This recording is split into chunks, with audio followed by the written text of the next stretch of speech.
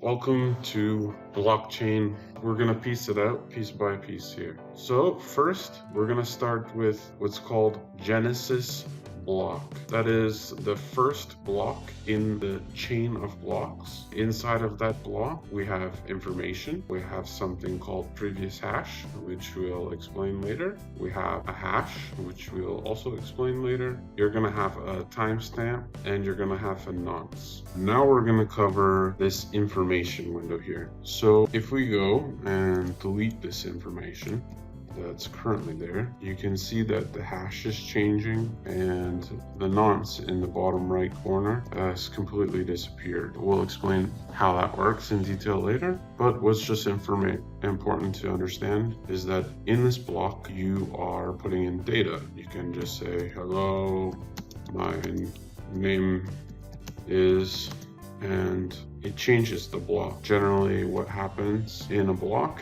is an accumulation of unique transactions, similar to what's seen in the ledger video that I made. Now we're going to start to cover what mining is. So we'll just enter some information in here again. We can see that the hash has changed. If we click this button over here, this will get us a nonce. That's all that mining is doing. It's just looking for a number here. The significance of the number has to do with the difficulty of finding the number, and the difficulty of finding the number has to do with the number of zeros here at the beginning of this hash. So if we change this piece of information here to, let's say, hi, we can see this number here has changed again. This number of the hash represents a numerical representation using an algorithm that converts this data into a number letter combination. Then what the nonce is doing down here, it's taking the data plus the number so that it can switch this hash number to have a certain number of zeros. So the mining, what it's doing is looking over and over again until it finds a number plus the data that gives you a hash with a certain number of zeros in front. I'm going to show you how to make a new block. So this is a simulation of what it's like when a new block is made. So here we're simulating again some transactions coming in to the data. Go to add a new block. You can see here that new block was mined. There's a nonce here, similar to the previous one. There's a hash here. You also notice this previous hash here, which is this hash that is above. We can see here. I mentioned in the previous that this is our new block we've created, block 1, and previously we have the Genesis block, the first block in the blockchain. But now we have this new thing, which is called previous hash. This is significant. This is the chain part of blockchain. This hash connects this block to the previous block, and by connecting the blocks, it creates this chain, the strengthening of connecting the transactions, which is unique to this data structure compared to other data structures. What happens if two people find the correct result at the same time? This is what's called stale blocks. So you end up with one version of the blockchain that came from, for example, one part of the world, and another part of the blockchain that came from a different part of the world.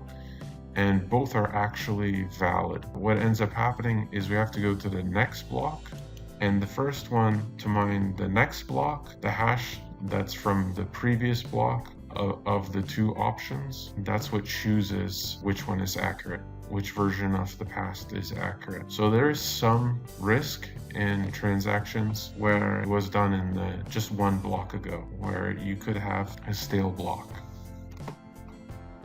Peers.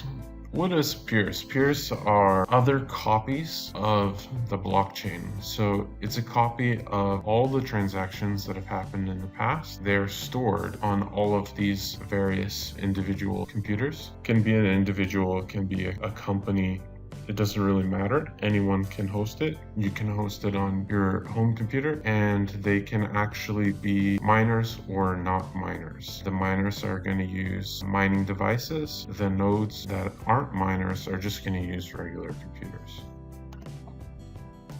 Alright, this chart here shows the difficulty to mine Bitcoin over time. What ends up happening is more and more mining power joins the network over time. You can see down here, the line is so insignificant, it's almost flat, and really starts to take off here. The network has substantially more mining power on it.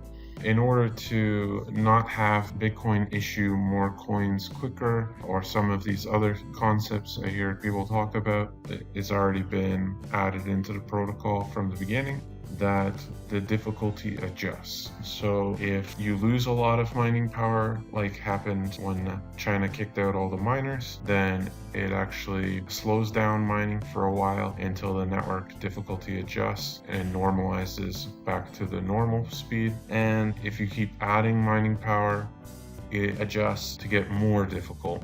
So everyone is competing for more difficult block rewards. Mining pools. As you can see here, this is all of the hash rate broken out between, as you can see here, these different pools. What is a mining pool? A mining pool is when a bunch of individual miners actually join together to mine. They're all communicating, they're all looking for that nonce number, but they're doing it with each other rather than against each other. And by doing so in these large groups, they're able to make their income less variable. So instead of getting a block reward every few days or months or years even, they can get frequent block rewards, maybe even a few times a day, and they're only getting a portion of that block reward, but their income is more consistent. Blockchain wallets. This is a chart of the growth of blockchain wallets over time. You can see how many wallets were created. Just to be clear, this is not user growth. Does not imply that there is this many users that have joined the network. This actually only reflects that there's unique addresses that received funds. So these are each unique addresses that have some type of funds that have been put into them at some point in time. If you have any questions about blockchain, please put them below in the comments, like and subscribe, and we'll see you with the next video.